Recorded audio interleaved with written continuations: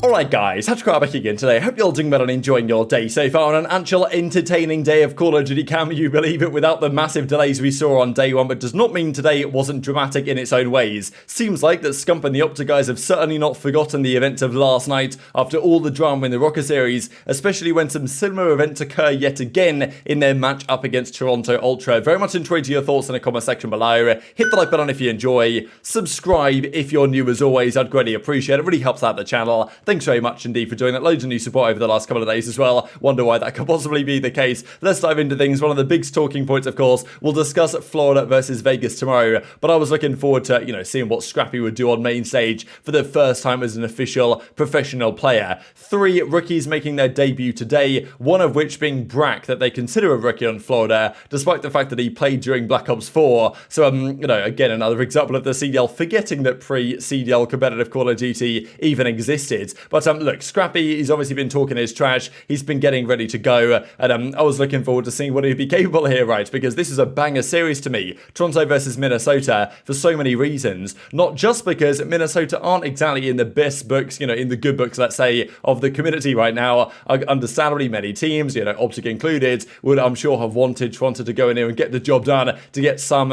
story of revenge, I suppose, on Rokkr, because, you could argue their 1-0 lead they currently have in the standings before this series has a bit of an asterisk by it after the events of that OpTic series that we all remember from last night. Now, this I thought was really cool from Toronto, and I'm sure other teams will copy this. And it's not Toronto. I don't know if they originated this idea. I think Minnesota actually came up with this idea first. But, it's not exactly like it's trademarked or anything. But what they're doing is they're playing their matches in front of a crowd. So I guess they just do a watch party thing. Probably people can come along for free and have a bar, have things to buy. Seems like a perfect way to do it. And just get the players to play their online matches. Yes, there's no, Minnesota aren't here in the venue, but, play in front of the crowd. Really good idea, I think. Great for the local scene. And I'm sure if other teams did this, they would have great success as well. I'm sure if OpTic did this, it'd be absolutely massive. So I'm sure they'll have to at least consider that possibility. And I was wondering whether this is a bit of a cheat code, right? Because you let Scrappy get in front of a crowd so we could, talk a bit of smack, get the feedback for the crowd. This guy looked a bit overpowered, and it kind of seemed that way after map 1. Scrappy had a monster start to, well, actually, it was CleanX had a monster start to game 1, and it was Scrappy who ended game 1 on like a 6 or 7 streak. So Minnesota go down here on aBeZy. But then game 2, you can actually see some immediate reaction here from Scrappy in the venue with the fans. Really cool stuff. I'm sure if other teams do this, we're going to get some similar reactions like this going forwards. And Insight was kind of going off as well after game 1 also, because Insight didn't have the greatest game 1, but he was looking to turn up for the rest of the series. Now, this is where Rokkr really started to impress me. And I talked to you guys an awful lot about Afro, right? And the fact that I felt like he was kind of, his potential was being wasted to a certain extent on London. And I was hoping that he would, leave, go to another organization, go to hopefully greener pastures for him. And look, he's impressed me so much so far. Even the OpTic series, the glimpses of him that we saw, very impressive. And even now with the M4, the Vaznev, doesn't matter. Afro is frying. And Scrappy at this point was like the player of the series. Afro shuts him down in the 1v1. And after that, it was pretty much smooth sailing for the Minnesota Rokkr. So yeah, look, we knew that Rokkr, they paid a lot of money for this team. They are trying to put together some superstar players. And I think they've done that in Afro. And if they get the delivery from Afro and Cammy, this team will be deadly. And also, that's the other key storyline here, right? With Toronto, Minnesota just bought out Cammy. They bought out Bance. Okay, obviously those players were going to get dropped anyway, it seems. Was that a mistake by Toronto? Did Rokkr make the right call? Did Toronto get good replacements? Standy, of course, coming from the Rokkr. So, tough to say. It was really difficult for me to call going into this series which team I was going to favour, because right now they seem so evenly matched. And it was kind of evident here in game 5 on the aBeZy control. Now, this was a round that for sure I think should have gone Toronto's way, or at least one of the final 2. They lost 2 defenses in a row here, which, yes, at least this map you can win offense on in control, but that's obviously not ideal for them. And on this good situation, it's the other way around. Rokkr are trying to capture the points, whereas yesterday against OpTic, they were trying to defend. But they win this round impressively. There's no streak drama, thankfully. It's crazy because, that was game 1, the first match for OpTic, and that was the drama that happened. And since then, and probably it won't happen again for quite some time. Maybe it will, I don't know. But just funny how it happened the very first time these teams played. Now, as Jacob says after Rokkr win that one, Minnesota, wow, 2-0 on aBeZy control round 5. Insane ice from these guys. Wow, so impressive in Minnesota, right? Now, look, of course, bit of an asterisk by that first victory, and that's what Scump replies with. Never seen a GA streak be used, and of pro players saying they should get a replay. So responding to some pro players that suggested, what, actually, that is a fair and just just replayed the CDL have done it right to follow the rules, and Scum obviously not happy about those players saying those things, and saying that it's outrageous that a replay was even considered. So just interesting, because this came out during the matches, and usually Scump stays pretty quiet on social media, like while the matches are going on. Okay, he might do a tweet before and after, but usually you wouldn't see a reply like this coming from Scump during the matches. So, you know, it's obviously still in his head, and I can't blame him for it being in his head still, right? But, you know, it's still interesting to me that mid-series, really, Scump's coming out on Twitter replying to basically double down on their decision to forfeit the match and disagree with the CDL's rule set in yesterday's game. And even mid-series here, they dropped the comms from that control moment. So, I mean, yeah, just remarkable stuff, to be honest. Now, the other part of this is that even before the match, we had, you know, Rokkr coming in the chat here that Snags points out to me. So, yeah, Octane, here he is, dropping the locker in the chat. And then I think Jacob actually did it as well here. So pretty funny stuff. And this was even spotted from Rambo. Someone needs to come in and hit my regain button. So I wonder what's going on there within the OpTic camp, because Shotzzy in that video he did, it didn't really seem like he was on board for the forfeit, right? Like, I don't know. They probably... Dashy was clearly not a happy man. Scump, I think, is clearly not a happy man. I wonder what iLLeY and Shotzzy think. Like, do they agree, everyone within that camp, they made the right call? Or would Shotzzy and iLLeY have said, okay, you know what, it's stupid, but, like, you know, let's just play it out, get the practice. If we lose, we lose. It is what it is. But, you know, or would they have not done that? I don't know. Like, does Rambo agree with this? Does he think, actually, this is kind of stupid? Or, you know, we don't really know. And it's understandable that if Scump and Dashy are like, I'm not playing, this is ridiculous, then the team can't really play on, because at that point those guys are going to be completely checked out. And I wonder whether they're going to be checked back in even in time for tomorrow, because we have seen in the past that sometimes when OpTic face adversity, it takes them a bit of time to get over it. And look, it's the first series of the season. I really think it should have no repercussions and effect on the season, but it will be interesting to see how they get on tomorrow, especially in light of Scump's words over the past few minutes. So what do you guys think about Toronto then? Because Scrappy, after having a great start, kind of, you know, he was doing okay, but it was pretty lackluster. Insight from an individual level was really off the ball, right? And as Rokkr said here, you know, you dropped this. Bance, of course, dropped by Ultra, comes into Rokkr and delivers the goods for them Series 1, even though, in fairness, like, his numbers from this series weren't exactly spectacular. Here are the numbers, actually, for the series. Bance has a 0.7, but Afro, 1.2, largely on an SMG at times. That's pretty scary. Cammy, a 1.1, Attach, a 1.2, and then on the other side, Standy's positive. But,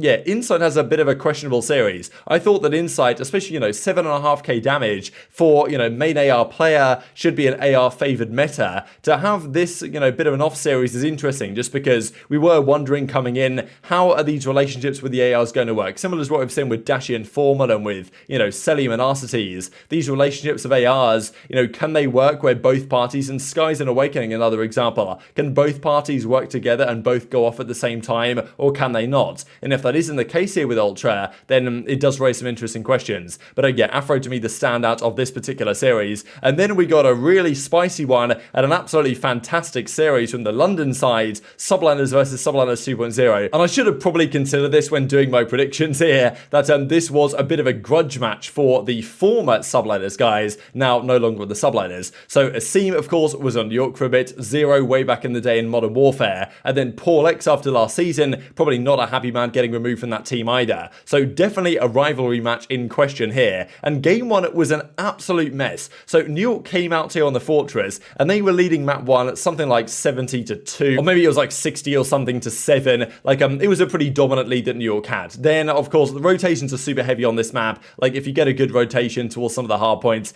it's tough to break through. And this was such a mess, honestly. Like, what is even happening here? It's 244, but I was surprised what New York did. I felt like they had a chance to actually get to the hard points. They decided not to at one particular moment, and they just squander a pretty massive advantage. Like, Hydra at one point was going off on the main stage. Like, yeah, Sky's obviously not happy, neither was Kismet. And London guys were super hyped about it because, yeah, honestly, I don't know how, like, Nasty kills the scene with his kill streak. And I don't really understand how New York, in the moment before this, failed to really get in the hard point or contest appropriately. But, yeah, it wasn't a good map for them. And they looked so dead. I don't know if you guys agree with this assessment, but I don't know where the hype was. I don't know know where the fire was from the New York camp. Like London, yes, they probably did suck in scrims the first couple of weeks. That's the rumours we heard. But things can change quickly in Call of Duty, and we saw a few days ago that Paulek said, you know, redo those rankings, we're coming good now. And it turns out London are indeed coming good. And at least they've got some passion, you know? Like, I don't know, I didn't see any of that from New York. They seem to lack their leadership, right, that we saw. I don't know, that's the thing. You drop Crim6,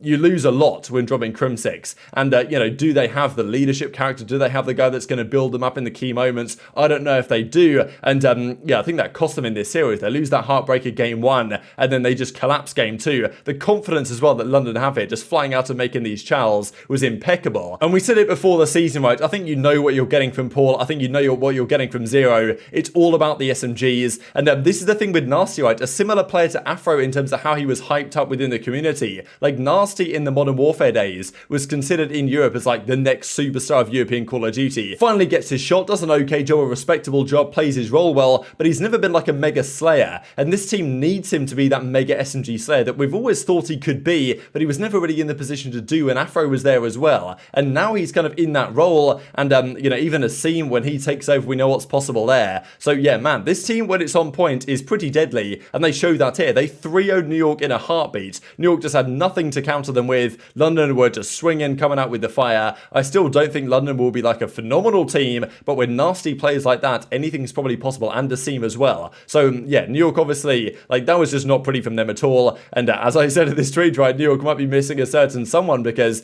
there were certainly elements of Crim6's character that I feel like they were missing in this series. And I mean, look, we look at the numbers again. Of course, look, numbers don't mean everything, but there is obviously something that's worth pointing out here, in that Priester has been talked about for the last couple of seasons as not to have the greatest time. And I mean, look, this guy dropped 4,500 damage. It's not great for a 3-map series. Okay, 3 maps, but yeah, still not a great start for the season for Priester, given that that's the thing coming into this game, that like Priester's got to deliver new environments. Can he turn up? First series, not a great example of that. But on the other side, I think more credit deserving to Nasty, a 1.5 KD with, you know, 7,500 damage. That's the Nasty that we've been hoping to see from a European perspective for some time, and now he's delivering it when he's put in that role. So definitely an exciting prospect going forwards there. And the final series to mention in this video is Boston versus Surge. Man, Boston have been impressing me so far. Boston last year were a good team, like solid team, you know, towards the end, probably a top 8 team in that category. I feel like it was pretty obvious to many that this Awakening move was an upgrade from TJ, but it was a question as to how much they would get better, because I think, okay, they went from top 8, do they now become top 6?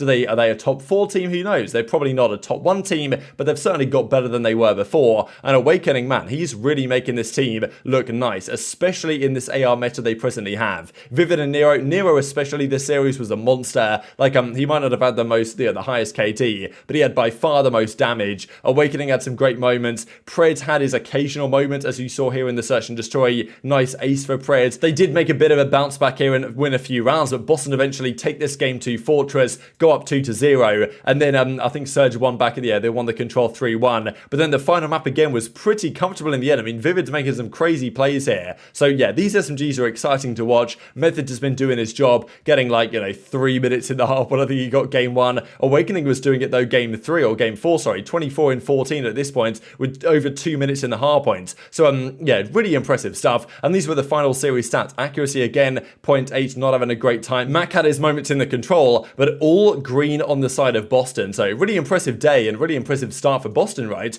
2-0 so far in the league for the Boston Breach. Phenomenal start, flawless weekend for them. And what are your guys' biggest takeaway of the day then? So Surge, they start 0-2 after they lost to LAG. Boston 2-0. OpTic, of course, the drama still lingering there, but well, plenty of other storylines to go into the final day, which is of course going to be tomorrow of the first week of Major 1 qualifiers. Hit the like button if you enjoyed, subscribe if you're new, take care, and I'll see you next time.